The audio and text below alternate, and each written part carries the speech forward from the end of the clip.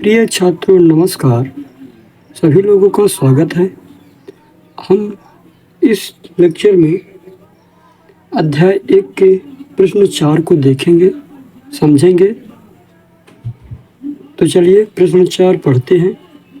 तो प्रश्न नंबर 4 बोल रहा है, हरे पादपों में खाद्य संश्लेषण प्रक्रम का संक्षिप्त विवरण दीजिए।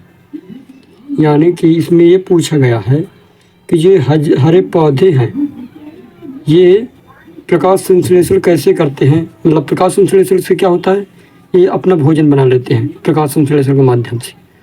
तो इसके प्रक्रम को बताना है। तो चलिए इसे पहले समझते हैं और फिर इसका आंसर देखते हैं। तो होता क्या है कि मान के चलो पादप की पत्ती है,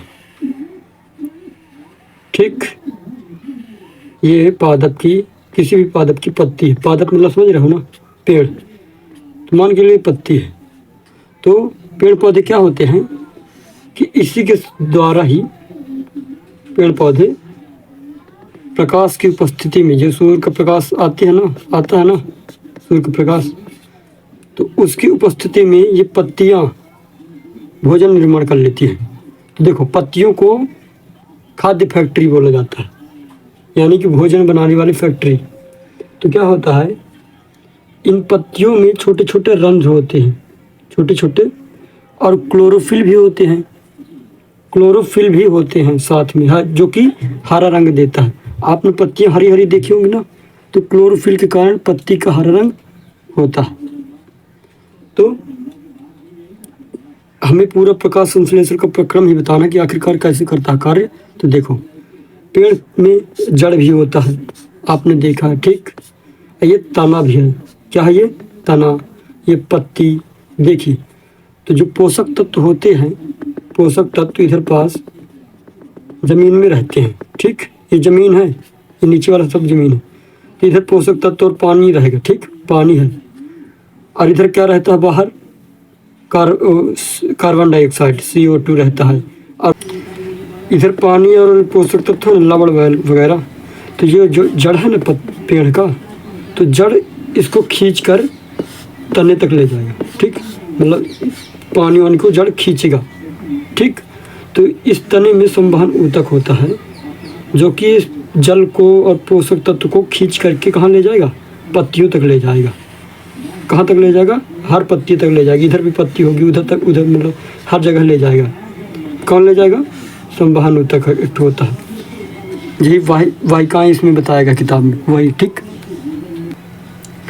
तो पत्तियों में जो स्टोमेटा होते हैं ना, यानी कि रंध्र, तो कार्बन डाइऑक्साइड को खींच लेती है, सोख लेता है। इधर से क्या, जड़ अपना काम कर रहा है, और वाहिकाएं द्वारा पत्तियों तक क्या चल रहा है? पानी जा रहा है, कुछ लवण जा रहा है। इधर से सूर्य का प्रकाश भी आ रहा है। पत्तियों में जानते हो ना, क्लोरोफिल पाया जाता है। तो सूर्य के प्रकाश को क्या करता है? क्लोरोफिल अपने पास खींच लेता है। अब जब सभी चीज़ें पत्तियों को मिल जाएंगी, देखो पानी भी मिल गया, इधर से पोषक तत्व भी कुछ मिल गया, और इधर से पेड़ को क्या मिल गया? कार्बन डाइऑक्साइड, नाइट्रोजन, और सूर्य का प्रकाश भी मिल गया पत्ती को। तो क्या करेगा? अपना भोजन बनाएगा ये प्रकाश संश्लेषण के माध्यम से। तो चलिए पहले इसका उत्तर पढ़ लेते हैं। थोड़ा बहुत तो समझ में आ गया होगा, इसको पढ़ेंगे तो थोड़ा और समझ में आ जाएगा।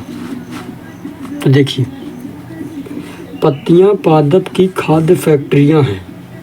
पादपों में खाद्य पदार्थों का संश्लेषण उनकी पत्तियों में होता है। मृदा में उपस्थित जल एवं लवण जड़ों द्वारा अवशोषित किए जाते हैं तथा तने के माध्यम से वाहिकाओं द्वारा पत्तियों तक पहुंचते हैं। पत्तियों में सूक्ष्म रंध्र होते हैं जो वायुमंडल की कार्बन डाइऑक्साइड को अवशोषित करते हैं तथा पत्तियों में उपस्थित क्लोरोफिल सूर्य के प्रकाश की ऊर्जा संग्रहण करने में पत्तियों की सहायता करता है। पत्तियों में उपस्थित सौर ऊर्जा का उपयोग जल एवं कार्बन डाइऑक्साइड से खाद्य संश्लेषण में होता है। तो देखिए, इसमें से यही बताया गया है, देखो कि पत्तियाँ क्या बताया गया है कि पत्तियाँ पादप की क्या होती है? खाद्य फैक्ट्री। ठीक, जो कि प्रकाश संश्लेषण में मदद करती हैं। और जो मृदा में उपस्थित ये मिट्टी है ना, ये मृदा, तो मृदा में उपस्थित है जल एवं खनिज लवण को जड़ों के द्वारा खींचा जाता है, यानी कि अवशोषित किया जाता है। फिर तने के माध्यम से ये पत्तियों तक पहुंचाया जाता है, क्योंकि तने में क्या होती हैं, वाहिकाएं होती हैं। तने में क्या होती हैं, वाहिकाएं, तो यहाँ तक पहुंचाई जाएंगी। और ये जो छोटे छोटे रंध्र होते हैं, तो इन रंध्रों के माध्यम से कार्बन डाइऑक्साइड खींचा जाता है, क्योंकि भोजन बनाने के लिए पौधों को इन सभी चीज़ों की आवश्यकता होती है। अब क्लोरोफिल क्या करता है, प्रकाश जैसे इसमें पड़ता है पत्ती पर, तो उसके मतलब इन जब ये सभी चीज़ें मिल जाएंगी पादप को, तो क्या कर लेगा, भोजन बना लेगा। तो यही प्रकाश संश्लेषण कहलाया जाए। पूरा मतलब पेड़ के द्वारा भोजन बनाने की प्रक्रिया ही प्रकाश संश्लेषण है।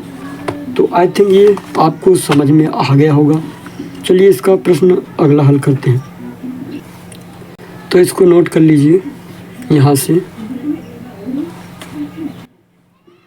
यहाँ तक। तो चलिए अगला प्रश्न देखेंगे। प्रश्न नंबर अगला है, किसी प्रवाहित चित्र की सहायता से दर्शाइए कि पादप भोजन के मूलभूत स्रोत हैं। तो इसे हम अगले वीडियो में देखेंगे। Thank you.